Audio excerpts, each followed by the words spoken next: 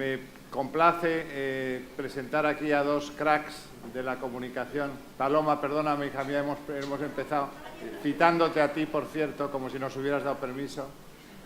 Y dos cracks de la comunicación audiovisual y de todo tipo de comunicaciones, que son, a mi derecha, don José Luis Garci, primer Oscar del cine español y en español en 1983 con Volver a empezar, cineasta ultraconocido de nuestra cinematografía patria, que junto con Buñuel y con Berlanga está en el más alto sitial de la misma y que además es un escritor consumado que acaba de sacar un libro que ha firmado varios ejemplares esta tarde, por cierto, que se llama Insert Coin, que agrupa sus 25 mejores cuentos.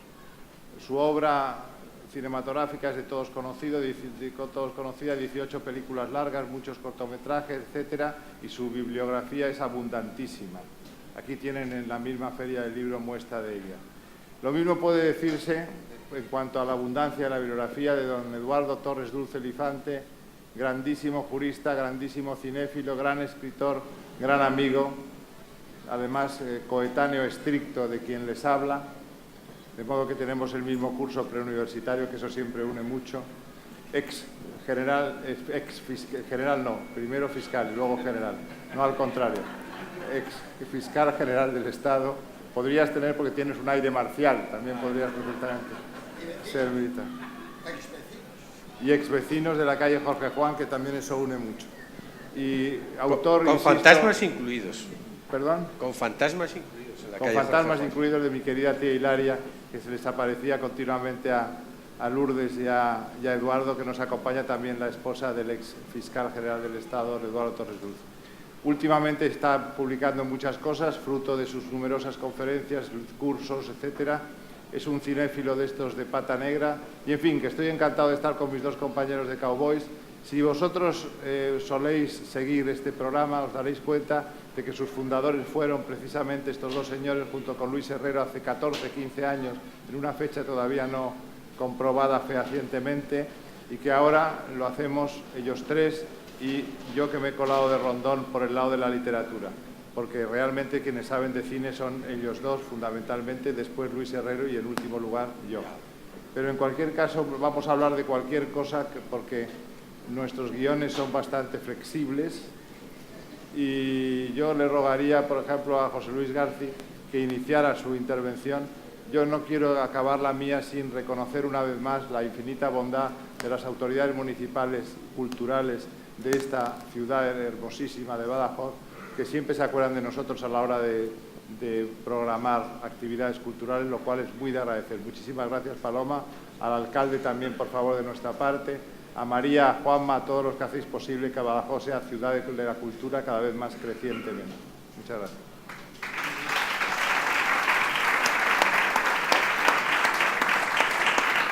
José Luis, inicia la faena.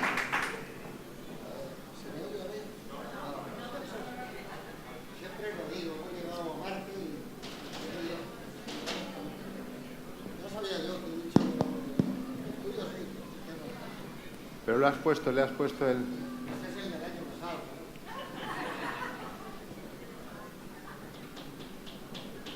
pasado. Toma el mío. Ponle un artilugio de estos también, que con el que me has puesto. No, lo pasamos como en los viejos tiempos, porque el sonido no se ha inventado, pero no aquí, es en cualquier lugar de España, que es lo que yo conozco. Vas a dar una charla y nunca funciona. El otro día estaba yo con un amigo común nuestro, Vicente del Bosque, y nos pasó lo mismo, que no funcionaba. Esto es flojo, ¿no? Esto suena bien. Sí, sí. Bueno, yo quisiera empezar diciendo que Luis Herrero no está aquí porque ha caído en eso de la maldición de las bodas. Y entonces, claro, ya empieza una boda detrás de otra y no hay solución. Es una maldición, porque además tienes que hacer regalos, luego estar allí. Él, bueno, eso sí, él baila, porque estuvo en una academia de baile, como saben ustedes, y baila muy bien los valses. Pero bueno, aparte de eso, él hubiera querido estar aquí y era evidentemente que si no ha venido, yo creo que me siento culpable, y por eso lo digo, porque esto se iba a haber celebrado en otra fecha y yo tenía un compromiso ineludible, que era el partido del Atleti de Madrid en Lyon, y claro, luego ese partido pasó al miércoles y entonces yo he podido venir en esta fecha, pero era la que él tenía reservada para la boda. O sea que soy culpable de que no esté aquí Luis Herrero Tejedor, como dice mi amigo Eduardo, no solo el boss, sino que es el jefe del sindicato. Jefe del sindicato. De todos los nuestros. Entonces, esto en teoría va a ser un Cowboys que lo vamos a dedicar a lo que ustedes quieran. Al cine, al teatro, a la literatura, a la música. No puede ponernos Eduardo hoy a Sinatra y a esa gente extraordinaria que tanto nos gusta, Cole Porter, etcétera, pero lo vamos a cubrir con las preguntas de ustedes y con los temas que ustedes decidan, de los que hablamos. Dado que no está Luis Herrero, podría aprovechar y poner a Schütz, pero no voy a hacerlo tampoco. Bueno, pues lo puede silbar, aunque no esté aquí, a Schütz.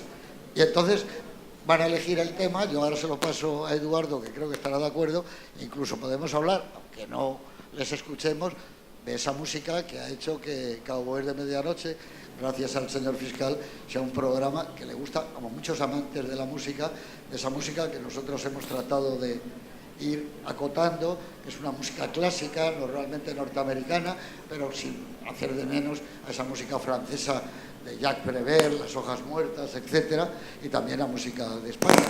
Así que estamos muy contentos de estar hoy aquí en Badajoz y dispuestos a dar todo lo que podamos sobre... Si me permites un segundo Sí, solo, habla. José Luis, y antes de darle la palabra a don Eduardo, quería preguntaros, voy a hacer una encuesta. ¿Quiénes de vosotros, o de vosotras también, como se dice ahora, sois, porque vosotros incluye vosotras, sintáctica, Es un plural. sintáctica y Incluye. gramaticalmente? Digo que ¿cuántos de vosotros sois habituales de Cowboys de Medianoche? ¿Podéis levantar la mano? Bueno, pues no hay tantos. Quiero decirte que a lo mejor hemos hecho una serie de bromas privadas, pero solamente para los exclusivos oyentes de nuestro programa. Don Eduardo. Bueno, buenas noches. Muchas gracias por la invitación a Paloma, al Ayuntamiento. Yo aquí me considero en casa porque, bueno, parte de la familia de mi mujer es de aquí, de Badajoz, y están aquí primos, queridos, cuñados, etcétera, sobrinos, aquí presente. Mi mujer es de Madrid, pero en cuanto pasa Mirabete empieza a hablar en extremeño de una forma notable, así que me encuentro completamente en casa. Bueno, cuando veníamos por aquí, José Luis ha hablado de que habías releído otra vez un libro de entrevistas con Billy Wilder de Cameron Crowe, que es uno de esos libros. El cine, yo creo que pertenecemos a una serie de generaciones que el cine, José Luis lo define como una vida de repuesto, es decir, que invadía mucho nuestras vidas en el día a día. Pero además el cine nos llevaba a la música de Sinatra, de Cole Porter o del dúo dinámico, de los que fuera. Aquí está Paco Reyero, que ha escrito de Sinatra de forma ciertamente notable, ¿no? Pero durante mucho tiempo el cine era además de hablarlo continuamente. En Madrid había una tradición y es que salías a las tantas de un cine por ahí perdido y decías, te acompaño hasta tu casa, y cuando llegabas a la casa del otro decía, te acompaño a la tuna. Total, que volvías a tu casa a las 3 de la mañana y tu madre pensaba, ¿dónde estarán estos? Pues no, hablando de John Ford o de un travelling, de una película de Minelli o de cualquier otra cosa. Pero leíamos libros de cine, algo que de vez en cuando pues parecía raro los libros que llegaran aquí, ¿no? Que hay un libro famoso, que es el libro de conversaciones de Hitchcock y de Truffaut, que abrió una ventana abierta, y luego este de Cameron Crowe con Billy Wilder, que es un libro formidable. Y Billy Wilder es precisamente de los directores, siempre lo hemos dicho. Andrew Sarris, un crítico norteamericano, lo despreció totalmente y luego tuvo que rectificar, ¿no? Y es probablemente de los clásicos, ¿verdad, José Luis y Luis Alberto?, que más se va reivindicando, que cualquiera de sus películas, desde Perdición, El mayor y la menor, hasta La vida privada de Sherlock Holmes, hasta Avanti, ¿no? Pues es una especie de Balzac del siglo XX a la hora de ver la comedia humana, sean comedias, melodramas, películas de guerra, con esa lengua vitriólica que tenía, la forma de escribir los guiones. Él, que había estudiado en la Universidad de Lubitsch, que tenía un cartel en su despacho que decía cómo lo haría Lubitsch en cuanto a su nivel de exigencia. Y yo creo que podemos empezar hablando del maestro Billy Wilder, si os parece, ¿no? Y del libro ese que hay que recomendar, ¿no? Que está en ACAL o en Alianza. Sí, es un libro estupendo, pero lo que demuestra ahí es cómo Billy Wilder pasa a ser un gran director tenía la fama de ser un maravilloso guionista. Yo creo que probablemente es el mejor guionista que ha dado la historia del cine. Pero se le veía solo como guionista, como alguien que filmaba sus propias historias, y no se ha valorado la enorme naturalidad con que él ha filmado cualquier tipo de géneros. Tú dices lo de la comedia humana, y es verdad, él ha trabajado elementos del cine negro, como eran Perdición, la comedia, Sabrina, Ariane, el tipo de cine como de cárceles, aquel Stalag 17, que es una maravilla, comedias románticas, comedias nostálgicas.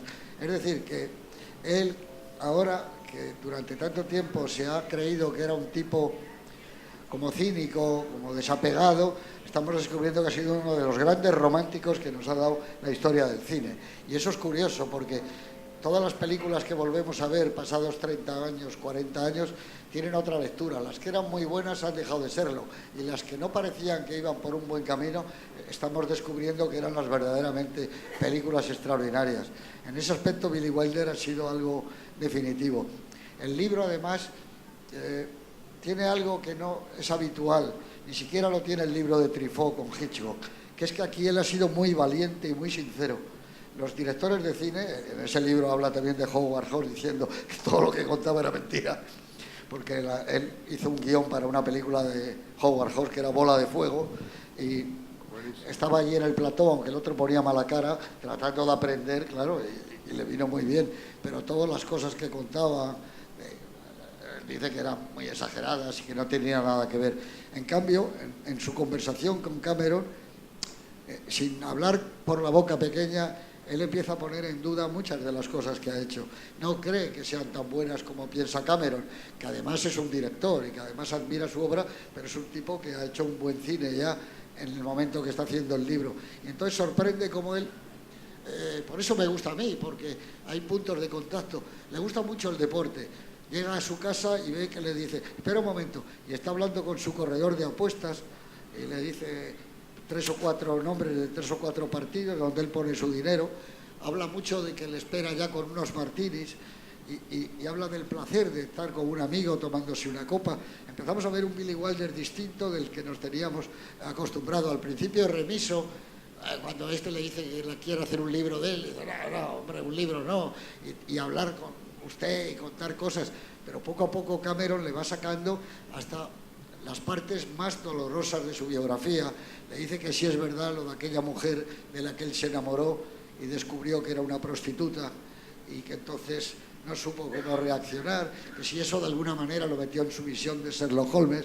Es decir, que estamos viendo una persona con una capacidad de humanidad que no es muy frecuente en el cine. Entonces es un recorrido sobre el siglo XX. Es un libro maravilloso porque nos habla de la ascendencia del nazismo, cuando él estaba trabajando como periodista, su huida rápidamente y se va a Francia con una chica con la que luego él pierde contacto, con la que comparte una habitación en un hotel pequeño, y joder, la quería mucho y se quiere, pero luego la fugacidad del tiempo, cómo eso se va olvidando, y luego la vuelve a ver cuando ella tiene ya, y él 60 y tantos años, pero por él han pasado otras mujeres. Es decir, es una visión muy personal de él y que nos va transmitiendo por qué su cine es así, por qué ha rodado esas películas y por qué las ha rodado de esa manera. Yo os recomiendo ese libro porque es un libro no solo sobre un director de cine, sino sobre un filósofo, sobre un pensador, sobre un tipo que reflexiona muy bien sobre lo que ha sido un siglo, porque él muere con 94 años. Un testigo privilegiado de una determinada centuria. Él dice, me gustaría llegar al 2000, y llegó,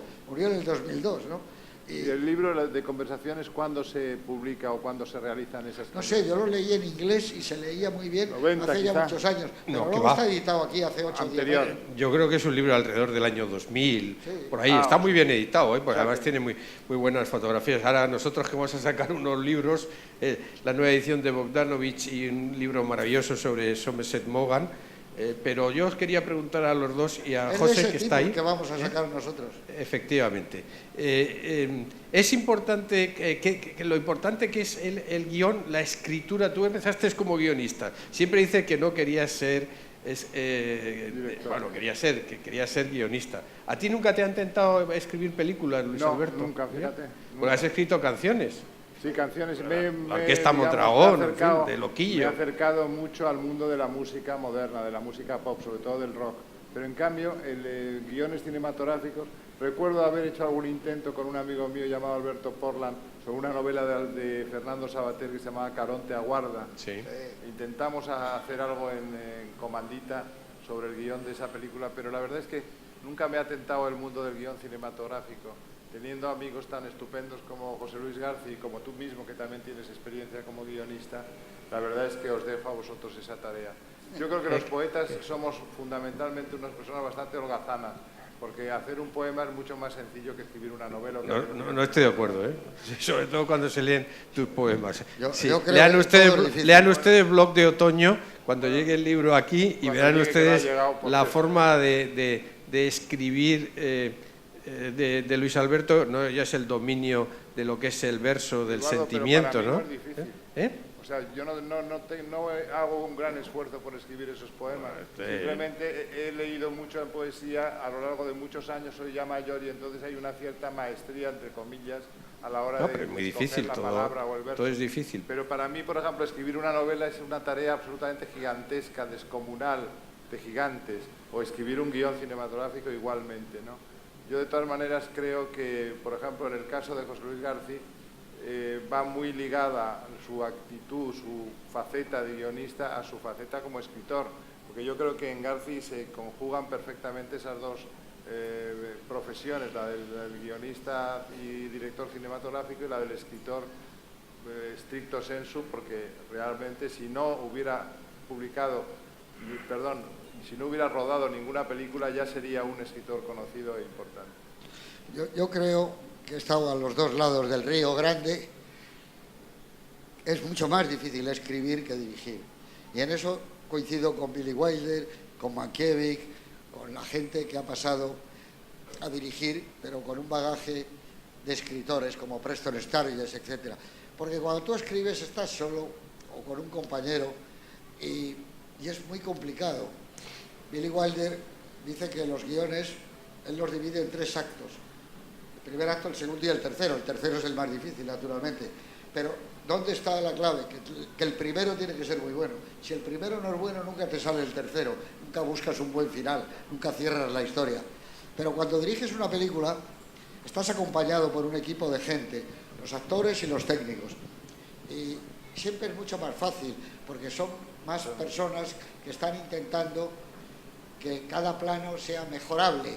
Entonces, el director lo que hace es como una especie de guardia de tráfico. Va ordenando todo aquel paisaje y va pidiendo, pues eso, si tienes que hacer una película de época, entonces primero hablas con el director de fotografía, llegas a un acuerdo de cómo debe ser el colorido, la textura, hablas directamente luego ya con la persona que se va a encargar del vestuario, que en mi caso es Lourdes de Orduña, y entonces le pides que algo más, que los trajes sean parte de la época, que haya una textura en la franela o en lo que sea, que tenga una especie de sentimiento propio en una película. Vas hablando con los departamentos distintos. El vestuario da paso luego a la gente de la peluquería, que es muy importante, que respeten la época, los peinados, pero que no hagan que las mujeres estén feas o distantes, el maquillaje, todo ese mundo vas componiéndolo poco a poco, mientras que cuando estás escribiendo dependes de tu propia inspiración o de la persona que está contigo y luego dialogarlos. Yo, por ejemplo, creo que nunca sabría hacer una novela. Puedo hacer un relato, puedo hacer un reportaje, pero no sé las claves de una novela. No sabría mantener la tensión desde el principio. Nunca lo he intentado porque me da mucho miedo. Pero en cambio un guión es mucho más sencillo porque empiezas a partir de una historia, la visualizas, va a empezar en este aspecto, luego pasamos aquí, presentas a un personaje de una manera siempre equívoca, oblicua, que en eso Lubitsch era un maestro, es decir, tengo que no contarlo todo, sino guardarme algo. Es decir, que siempre te tienes que quedar con una parte de sorpresa para la gente, que se quede y con ganas de que le vas contando más cosas. Entonces, el mito viene cuando el cine cambia en los años últimos 50 con lo que se llamó el movimiento de la Nouvelle Vague. Entonces, cualquiera podía escribir, cualquier director se sentía creador, más aún, se sentía autor. Y es muy difícil dirigir una película, pero escribirla todavía más, ser un autor, era muy complicado. Eso hizo que los guionistas quedaran devaluados y que todo el gran aparato que había sostenido el cine norteamericano, el cine clásico de Hollywood, escritores prodigiosos, empezaran a sentir que no servían para nada, porque cualquiera decía un film escrito y dirigido por fulano. Y claro, hoy ves el cine de los años 60 y salvo las películas de Truffaut, me refiero en Francia, también en Inglaterra, también en España, también en Hungría, en Checoslovaquia, queda muy poco, es que no mantienen. Hoy veníamos hablando y ves el programa de televisión que dan en la 2 sobre el cine español y descubres asombrado que las películas de los 40 y los 50 eran mucho mejores que las de los 60, los 70 y los 80. Mejor hechas, mejor interpretadas, mejor amuebladas, mejor decoradas, mejor vestidas, porque había una pasión por el cine que ahora no hay. Ahora eso ha pasado a ser de autoría y entonces no hay la pasión por las películas. Billy Wilder, yo lo he recordado ahora, pero no había reparado. Tampoco le gusta el término film. Él dice que hizo películas y que no hacía cine, que hacía películas. Es lo que a mí siempre más me ha gustado, las películas. Los films era una cosa como... ¿Eso qué ha sido? Es una catástrofe ese sonido.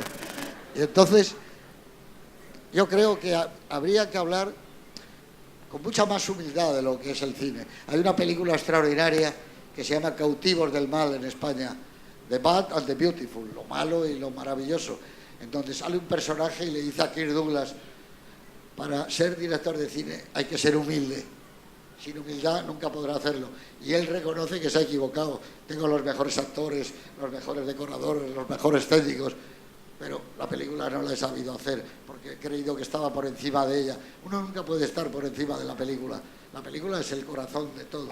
Y entonces todos tenemos que servirla. Y el director lo único que hace es eso. Cuando analizas las grandes películas españolas, por ejemplo, de Berlanga, de Fernando Fernán Gómez, de Said Heredia, etcétera, te vas dando cuenta que hay un amor tremendo por el cine, por tratar de contarla cada uno en ese estilo de la mejor manera, de la más cercana, de la forma más cómplice con el espectador. Pero, en fin, yo creo que queda claro mi postura. Hacer una película consiste en escribirla antes y después en rodarla.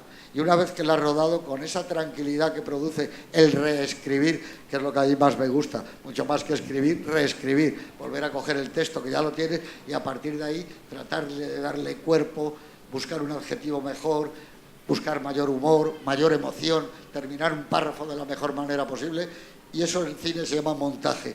Ahí tienes ya la película rodada y tienes la posibilidad de reescribirla otra vez, de darle más emoción o menos, de darle más humor o menos, de coger un primer plano o no, de ponerle un plano medio, una situación o no. Y entonces, bueno, es una labor, como digo, de cariño y de acercamiento, ¿no?, a las películas. Curioso porque eso que ha dicho José Luis que hace él con sus películas y con sus guiones, que es reescribirlos una y otra vez, por cierto, en colaboración siempre, en muchos casos de su vida, con Horacio Valcárcel, que nos ha dejado hace una semana solamente, que por cierto estás muy afectado, como es lógico, por la ausencia de Horacio Valcárcel. Es curioso cómo el cine, tanto desde el puesto de director como del guionista, es siempre muy colectivo, ¿no?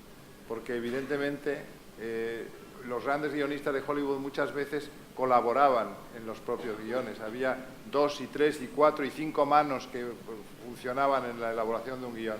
Pero eso lo has trasladado también al mundo de la escritura, porque yo que he tenido el honor de leer tu libro Insert Coin en el original y también lo he leído ahora recientemente para hacer una reseña sobre él en la versión definitiva, he visto que hay muchísimas variantes, o sea que hasta el último momento has ido corrigiendo para buscar esos niveles de emoción, esos niveles de perfección, de comunicabilidad que querías prestar a cada uno de tus relatos.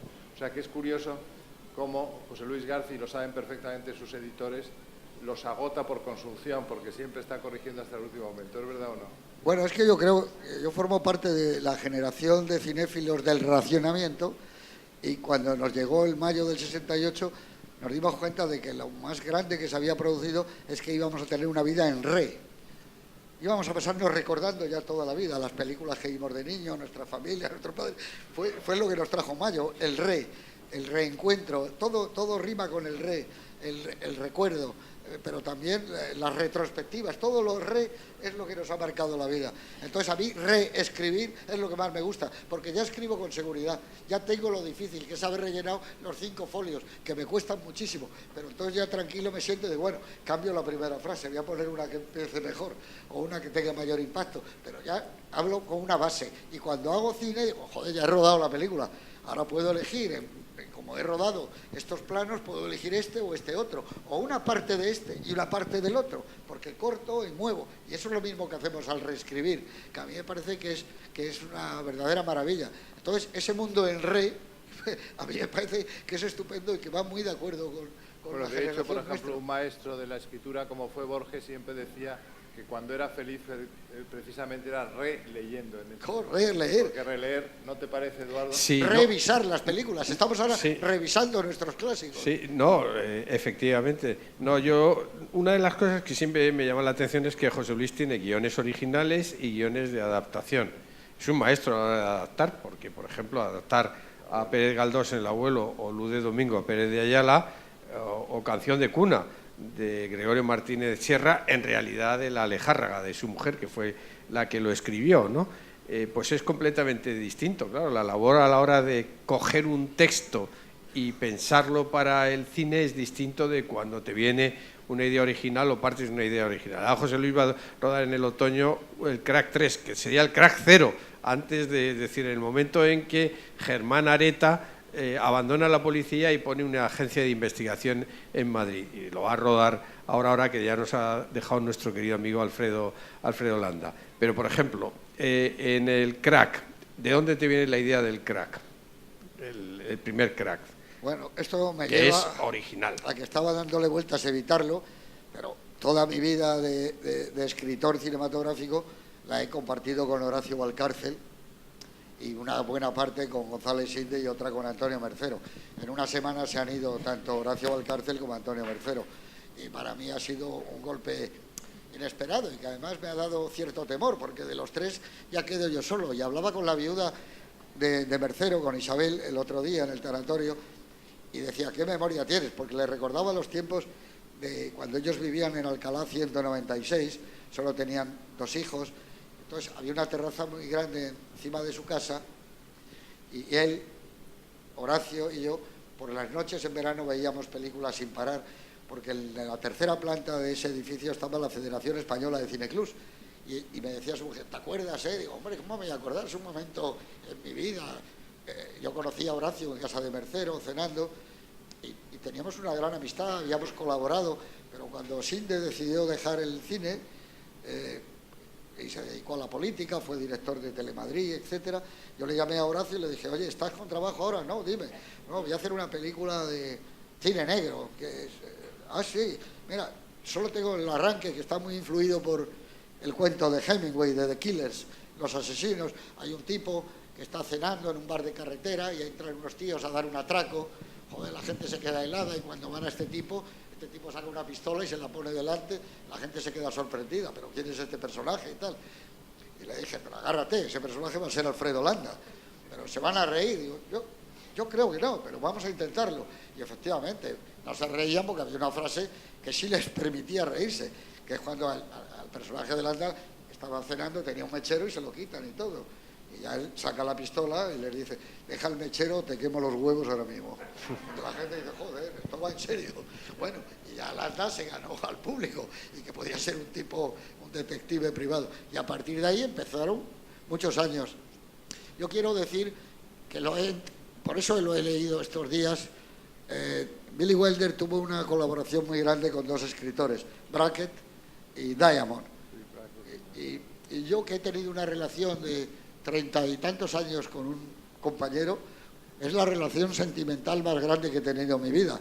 Yo me he podido casar en 2 ocasiones, pero jamás he tenido esa relación como he tenido con Horacio, porque al escribir una película con una persona y luego otra, ya le conoces tan bien, y él a ti, que no necesitas saber si es que hay alguien de su familia que está enferma, o que tiene un problema personal o laboral o un problema económico. Ya no necesitas casi mirarte, sino que son días y días y meses y años. Entonces, cuando eso de repente se te acaba, pues te quedas un poco con el pie en el aire. Luego pasó lo de Antonio Mercero. Mercero ya tenía Alzheimer y ya no sabía que había sido Antonio Mercero, ni que había escrito esas películas estupendas, ni que las había dirigido. Y curiosamente, Horacio Valcárcel, Antonio Mercero y yo, los tres nos reuníamos todos los primeros de mes en un bar cercano a donde vivía Mercero, porque ya no estaba muy bien, que se llamaba Los Austrias, la cafetería Los Austrias, en la avenida de Valladolid. Y allí charlábamos y ya empezamos a saber que Mercero decía, sí, pero ¿no te acuerdas ese plano que tú hiciste tan bonito? Ya no se acordaba. Y lo que es la vida, haciendo una película sobre el Alzheimer, Mercero cayó enfermo con Alzheimer. Lo notaron cuando empezó a decir, me preocupa mucho la escena 24 esa, y le dijeron, joder, si ya la hemos rodado. La hemos rodado, bueno, hace 3 días, ¿no te acuerdas? No, yo creí que no la habíamos rodado. Y otra vez, oye, ¿y ese plano que tenemos que hacer es tan complicado con la grúa? Pues ya lo hemos hecho. Y ahí se dieron cuenta de que empezaba a olvidar. La época que él y yo estuvimos con Horacio todos los primeros de mes, eso duró como 2 años, hasta que ya al final ya no se podía. Incluso una cosa que fue terrible, lo dejábamos en la puerta de su casa. Llamaba al telefonillo, se abría el portal y entraba, pero una vez se metió en el ascensor y se perdió. Y estuvo durante 1 hora, fue terrible, de un piso a otro, y acabó llorando, una cosa terrorífica. A partir de ahí ya le dejábamos en su casa, abría la puerta a su mujer y le dejábamos allí. Que por cierto, él desde entonces ya veía, durante 7 u 8 años, todos los días de su vida ha visto la película Cantando bajo la lluvia, y la veía como la primera vez. Y me decía su mujer que si estaban hablando algo, decía, pero como que le distraían, que él quería volver a ver las escenas, una cosa asombrosa. Y nos dijo algo increíble que recogió Pedro Simón en un libro sobre el Alzheimer. Y es que ya un día no sabía y nos dijo, que fue la última vez, no sé quiénes sois, pero os quiero mucho. Y una cosa que es tremendo, ¿no? Y sobre todo para un escritor, para un cineasta, el Alzheimer es tremendo, porque vives de lo que has hecho, tu obra. Él ya no sabía que había dirigido La Cabina, ni que había hecho absolutamente esas películas estupendas, ni Farmacia de Guardia, ni Turno de Oficio, ni Verano Azul. Fíjate las cosas que ha hecho solo para televisión, ¿no? Él, como si los hubiera hecho otro, ¿no? Pero bueno, quiero decir que la amistad que llegas a tener con un escritor es tremenda. Es una relación sentimental muy poderosa, muy, muy íntima. Lo llegas a conocer de una manera tremenda. Ya sabes, solo por la cara que pones, si lo que tú has dicho le gusta o no le gusta. Y tú al revés, te está proponiendo una idea con mucho entusiasmo y no, esto va por otro lado. Y eso lo he visto reflejado cuando hablaba Billy Wilder y contaba sus historias con Diamond, y con la generosidad que decía, todo lo bueno lo ha hecho Diamond en el libro, ¿no? La famosa frase del final de Con fal de Asiero Loco, de todo eso, de nadie es perfecto. Probablemente es de Billy Wilder, pero él dice que es de Diamond, ¿no?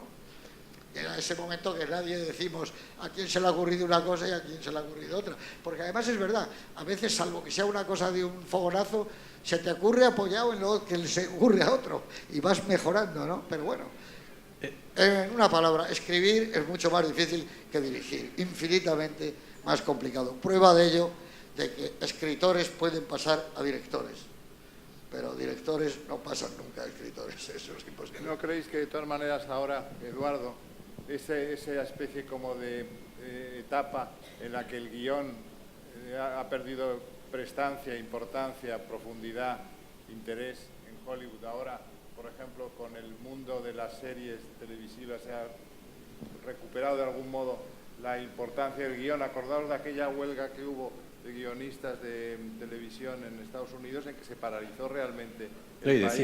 Y de cine también, era una huelga común. Bueno, yo recuerdo que me avisaron que había venido Frank Darabont, el director de una película, bueno, Cadena Perpetua, que habrán visto ustedes probablemente en el cine y en la televisión, y La Milla Verde, la han puesto últimamente en televisión. Tú has hablado de lo que es La Milla Verde, que yo he hablado también en el libro ese de Armas relojes y no sé cuántas cosas más y tal, que el jefe del sindicato es incapaz de pronunciar. Y me dijeron que venía a Navarra, a la Universidad de Navarra, donde había un curso de guión, y sigue habiendo, estupendo, y fui para allá.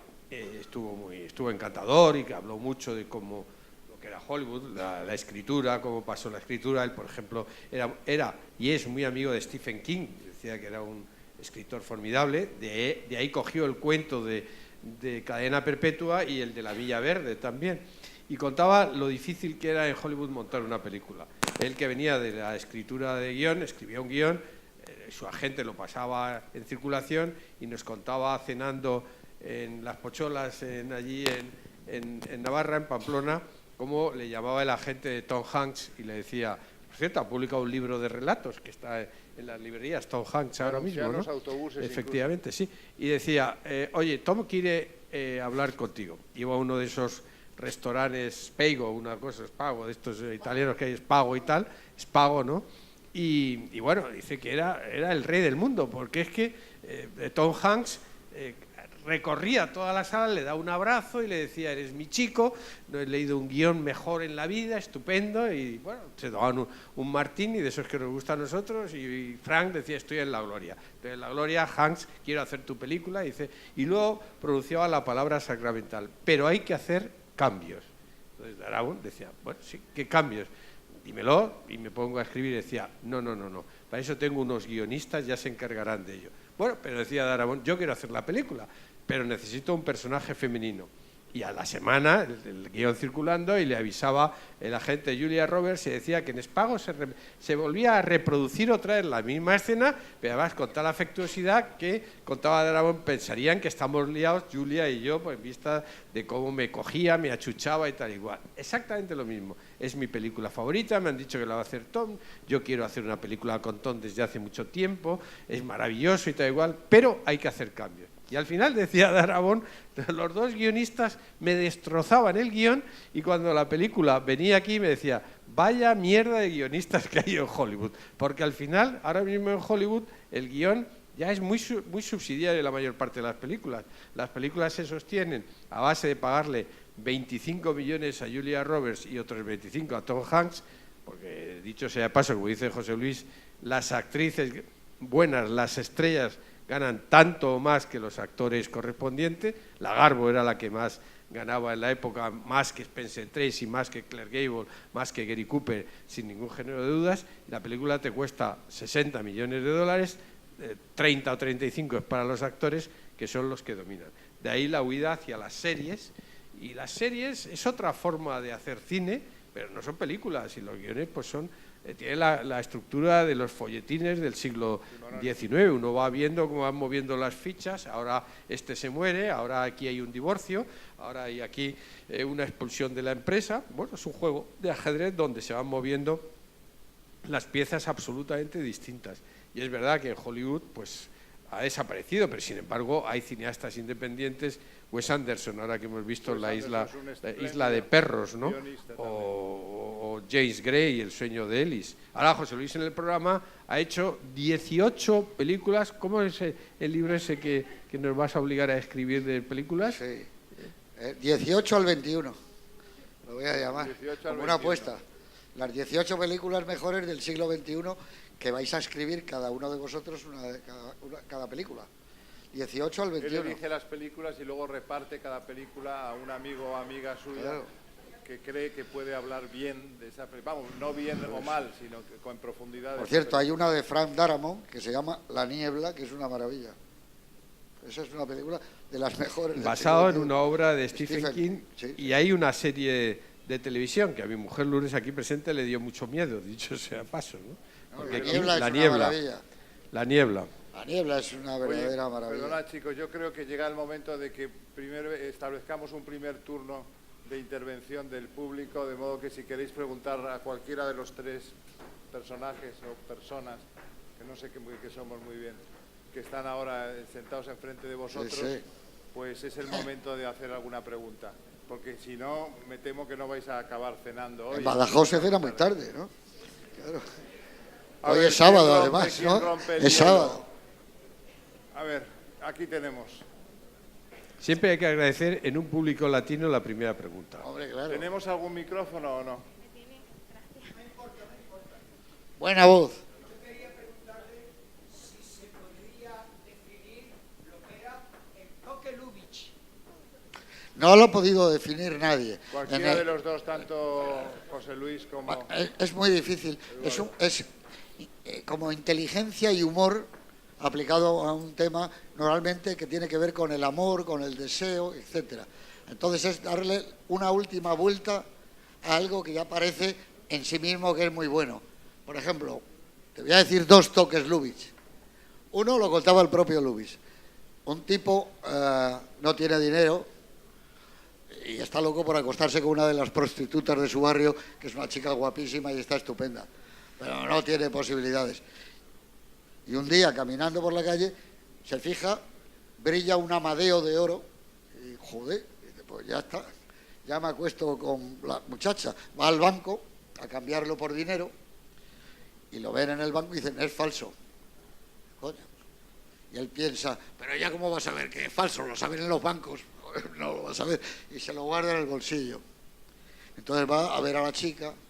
¿Tienes dinero? Le dice, un amadeo de oro, fíjate tú. Vale, vale. Entonces está con la chica, se acuesta con ella y ella al terminar le dice, págame.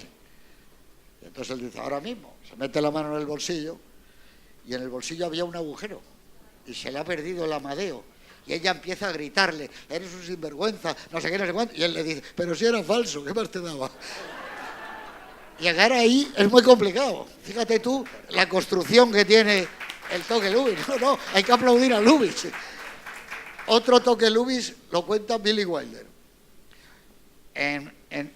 Frente a un cuartel nevado, porque están en Navidades, hay un capitán que está enamorado de una chica que vive al lado del cuartel. Y entonces, un día de Navidad, sale por la noche y para demostrarle que la quiere, suponte que la chica se llama Susan, mea sobre el hielo y pone, te quiero, Su, pero se le acaba el pis. Y entonces dice, coño, no vas a ver que soy yo. Entonces coja a un soldado que está durmiendo, lo saca del cuartel y dice, venga, chaval, mea ahí, pon, donde pone te quiero, Sus, pon, sigue, Susan. Y el chico se queda helado. ¿Qué pasa? ¿Que no sabes mear? Y dice, no, lo que no sé es escribir. Eso es un toque Lubitsch, fantástico también, claro.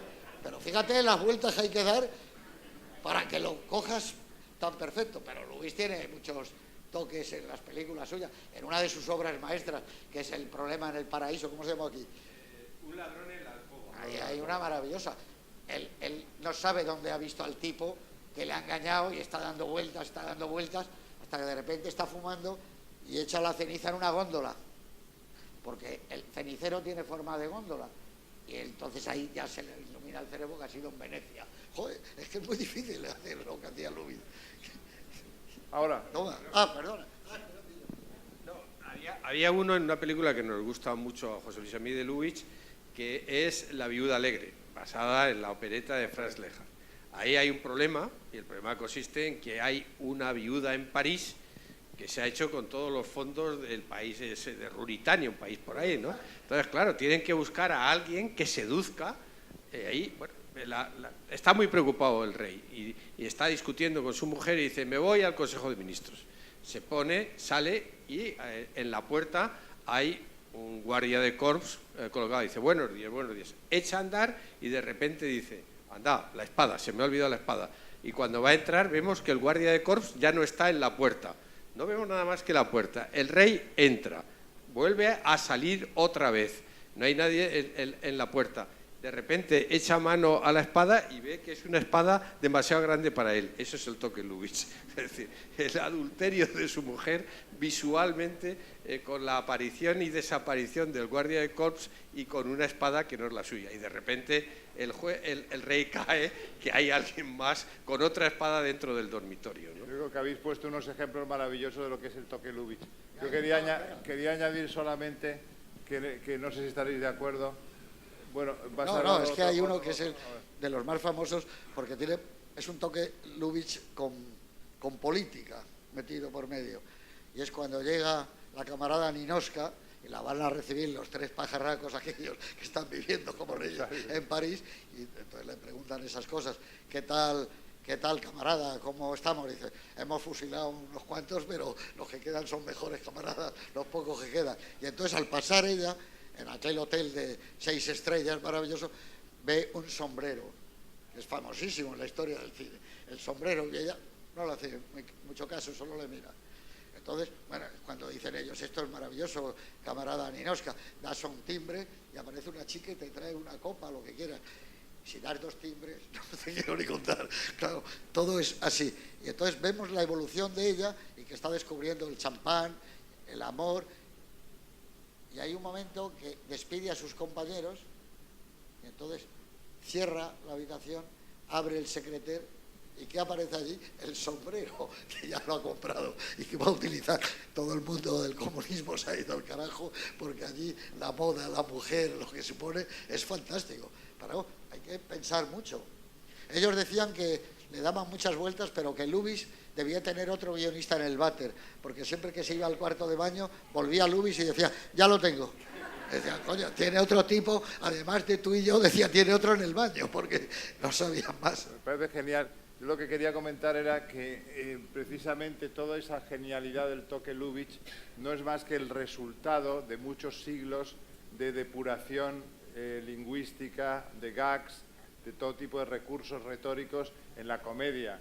Porque ya, por ejemplo, en el siglo XVI y XVII, en la Alemania, en la Inglaterra isabelina y jacobina, en la comedia española del siglo de oro, sobre todo en la comedia decimonónica, en toda esa comedia parisiense fabulosa, Eugène Scribe, etcétera, sí, todos esos, Marivaux, etcétera. y Marivaux, los Juegos del Amor y del Azar. Hay una tradición que desemboca en Lubitsch, que en ese sentido no es solo un cineasta, sino alguien que resume todas las virtudes de la gran comedia clásica de toda la vida, y en general también de la opereta, por ejemplo, vienesa. Tú has mencionado La viuda alegre, ¿no?, de Franz Lehár, el gran músico. Y yo no sé si es el letrista, también es el letrista de la obra, ¿verdad? De Die lustige Witwe. Yo ya no lo recuerdo, ¿no? Bueno, en cualquier caso, es un momento en la historia de la evolución del género tan increíblemente feraz, fértil y estupendo, que Lubitsch lo que hace es, el toque Lubitsch representa el toque genial del wit, que dicen los ingleses, del ingenio y de la agudeza, que diría don Baltasar Gracián, reunido en un tipo que hace cine, que hace sus propios guiones, que trabaja. Nunca firmaba sus guiones, pero sí colaboraba probablemente, porque como Hitchcock. Más preguntas o más madera, preguntas, que decía Groucho Marx. Allí atrás. Tenemos el micrófono, vamos a ver, ya os lo voy dando. Estamos cortos de micrófono, no sé si habría cosas de estas. Hola, buenas noches a los 3 cowboys. Mi amigo y yo, que somos bastante aficionados al cine, hemos debatido bastantes veces sobre un asunto que nos parece interesante, y es sobre en la película Pulp Fiction hay una escena que nos parece sospechosísimamente parecida a la escena inicial del crack de la que ustedes han hablado anteriormente. Me refiero a la escena en la que Samuel L. Jackson está, bueno, en la cafetería al final de la película. Entonces, a nosotros nos gustaría saber su opinión sobre si realmente eso, bueno, pues es una especie de homenaje o se podría llamar de otra cosa. Gracias. Sobre todo yo creo que es una pregunta dirigida a José Luis. Yo luego podemos dar nuestra opinión también.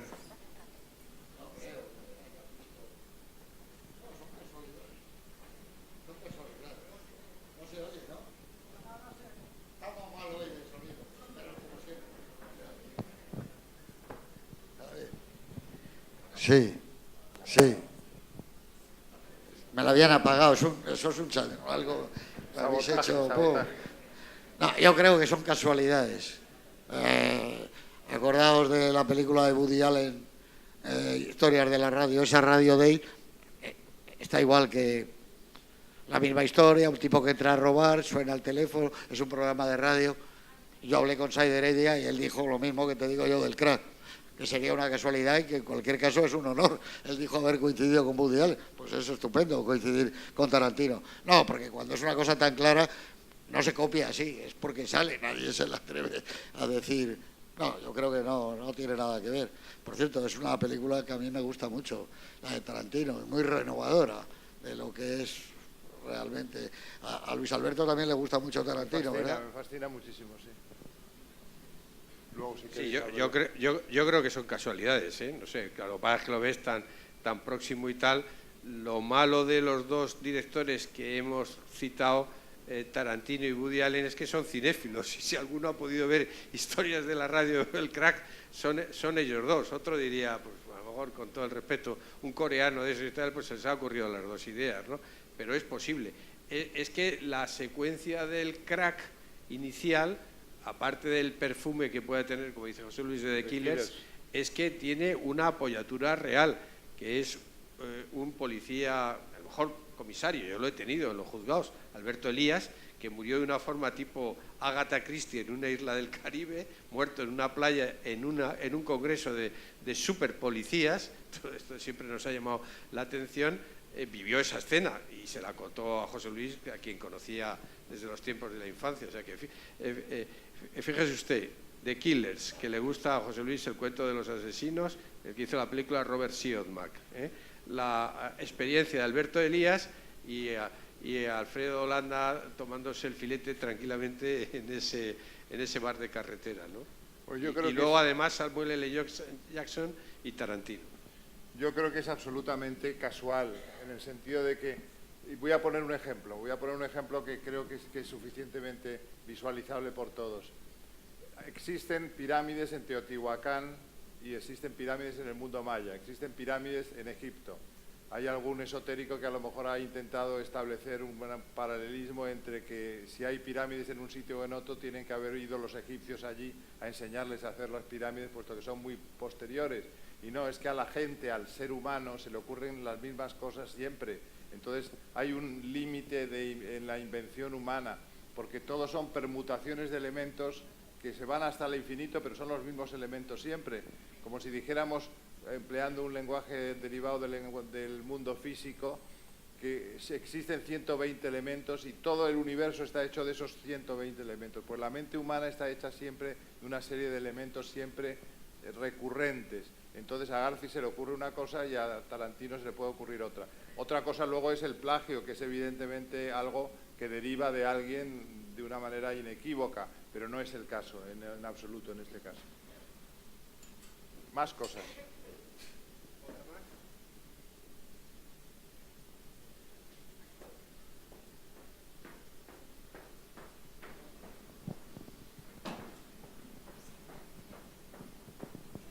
Hola, buenas noches. Dos preguntas en una.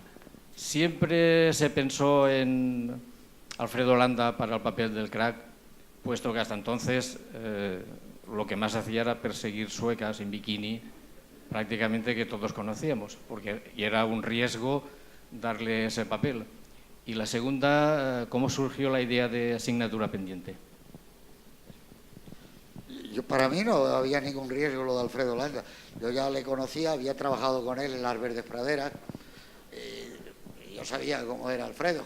Una cosa es las películas que le hacía, como dices tú, corriendo detrás de unas suecas, pero él era otra persona, no tiene nada que ver con lo que él filmaba. Entonces, para mí no había ningún riesgo. Al contrario, yo sabía que con él había muchas más posibilidades de éxito.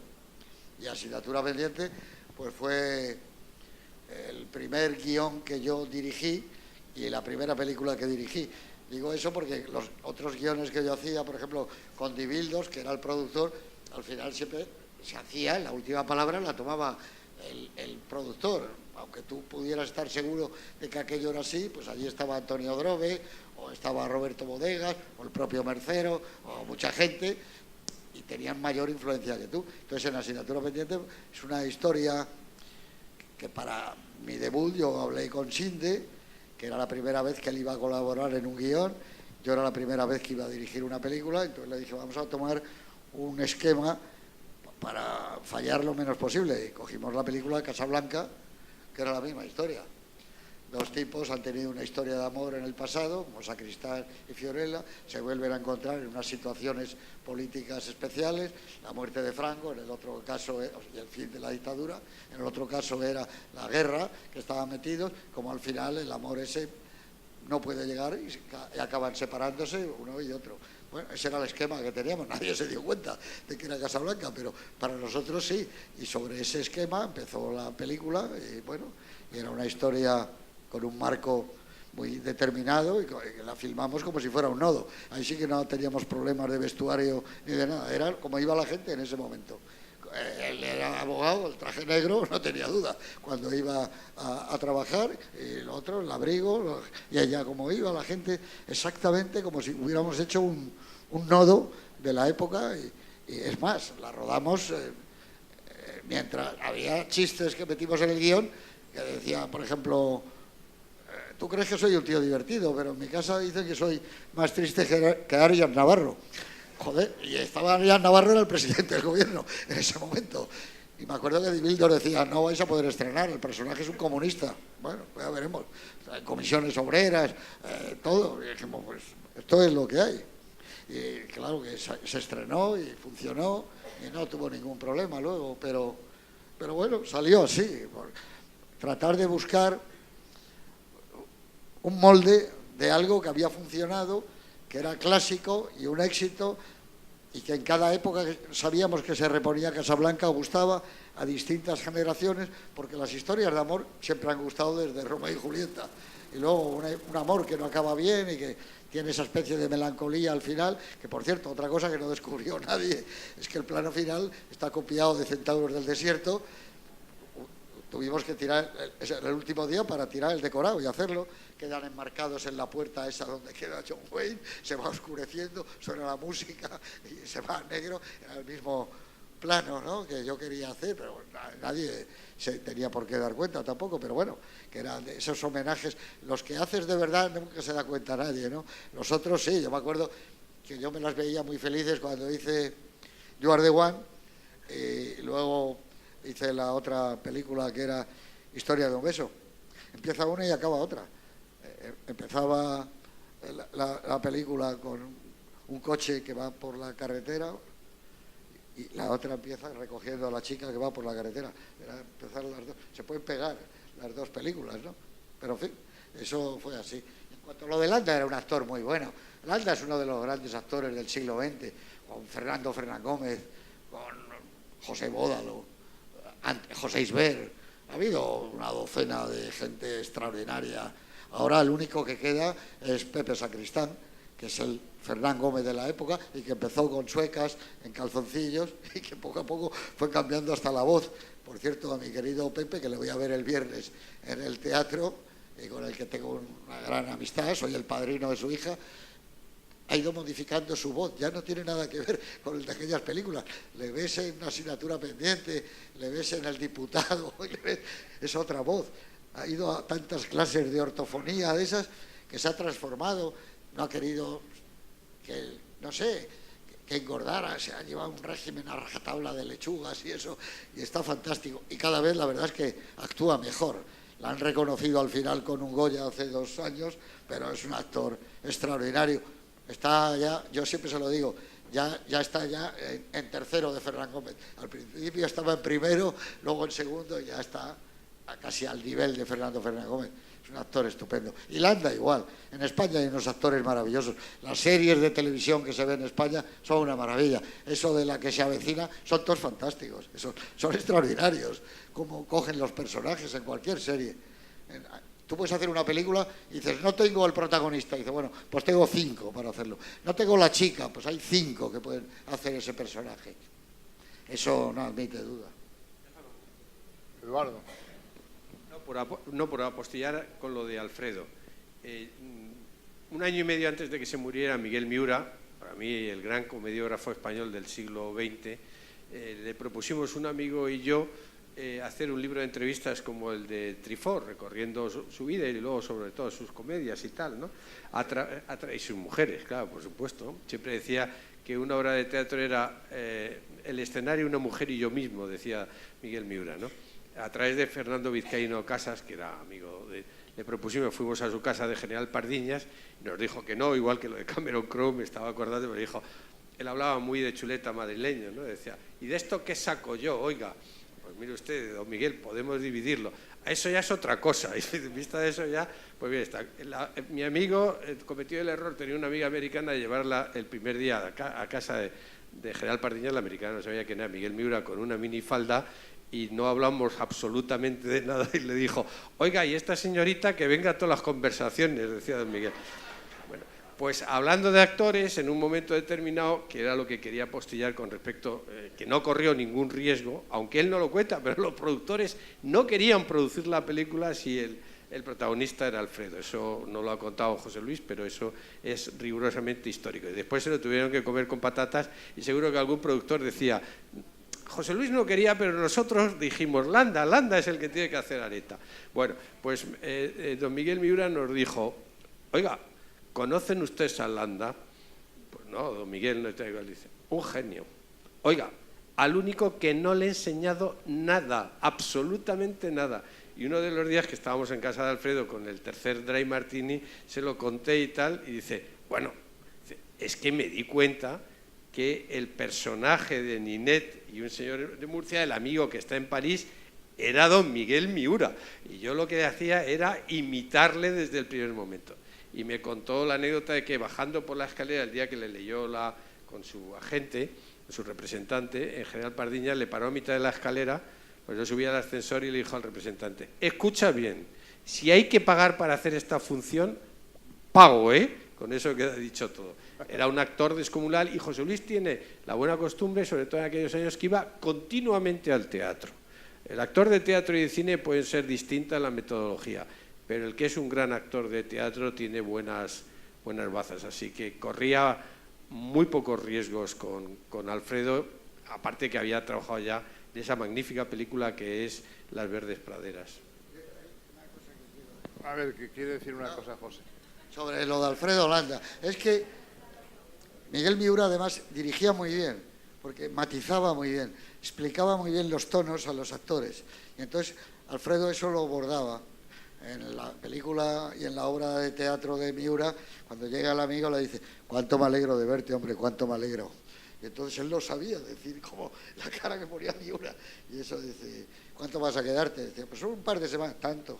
Decía, pero esa manera él lo sabía porque Miura lo hacía muy bien. Y Landa era para eso estupendo.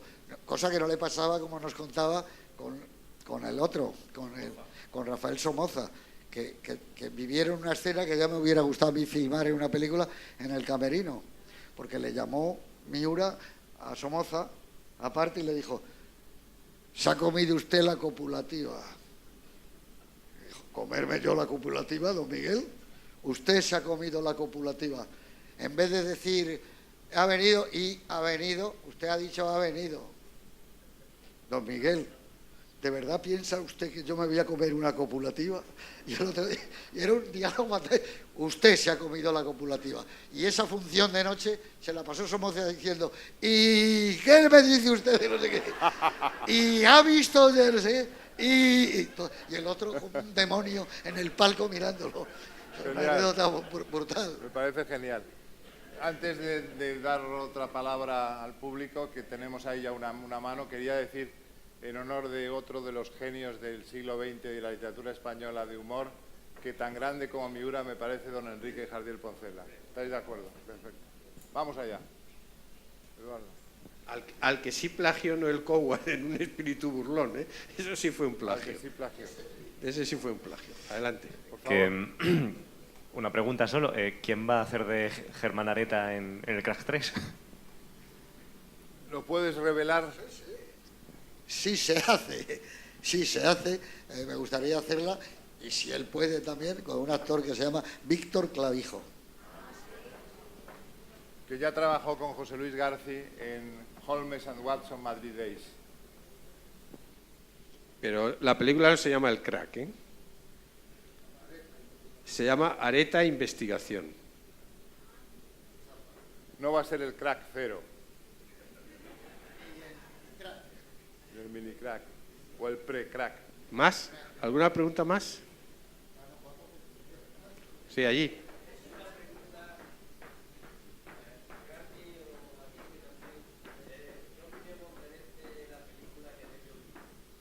Qué bello es vivir. Bueno, empiece José Luis. A mí me parece una película extraordinaria, como sabe usted, quizás sepa, fue un fracaso de taquilla monumental.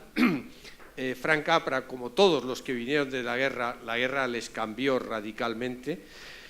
George Stevens entró en el campo de Dachau y en los campos de exterminio filmó aquello y las latas las guardó en su granero, en el granero de una casa que tenía en el campo, y al cabo del tiempo dijo voy a verlas.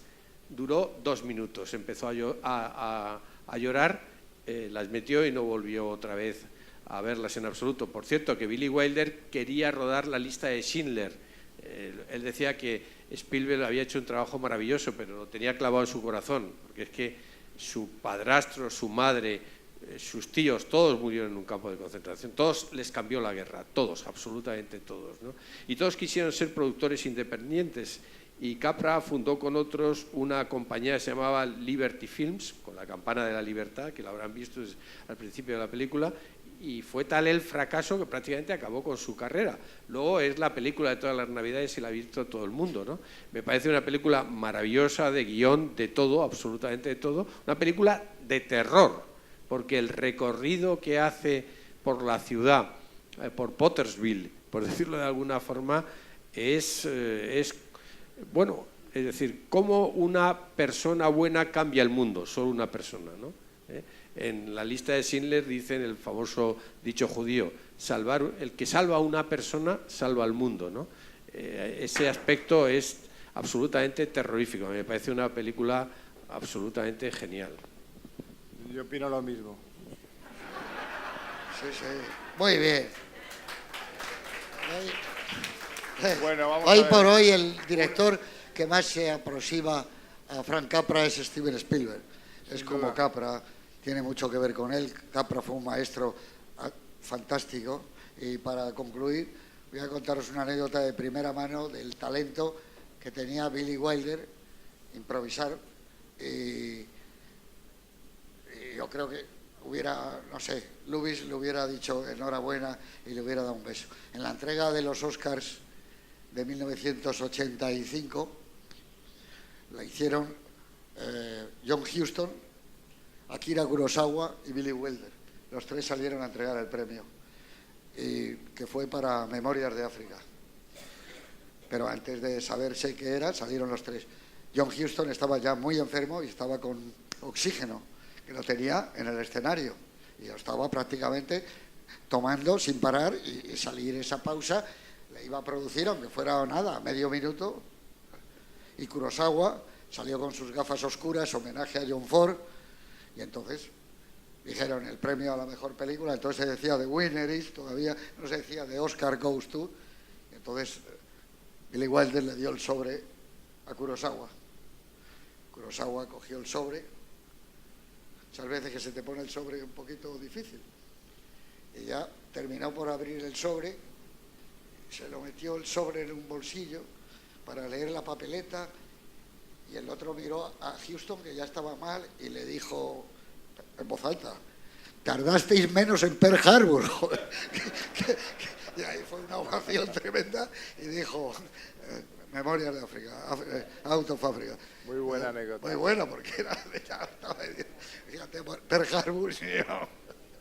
Así que nada, despide. Bueno, pues muchísimas gracias, pero queremos también que Paloma, que es la concejal de Cultura del Ayuntamiento de Badajoz, nos diga unas palabras para concluir el acto.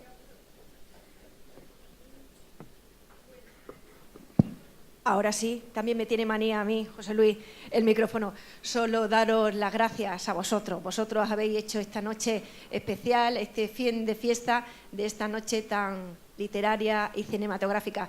Daros las gracias. Yo lo he hecho personalmente a lo largo de todo el día que hemos pasado juntos. Yo creo que solo hay que ver que las horas que son, la carpa sigue absolutamente llena para disfrutar de estos tres grandes, ya digo, del mundo del cine, de la literatura, de la poesía. Gracias en nombre de la ciudad.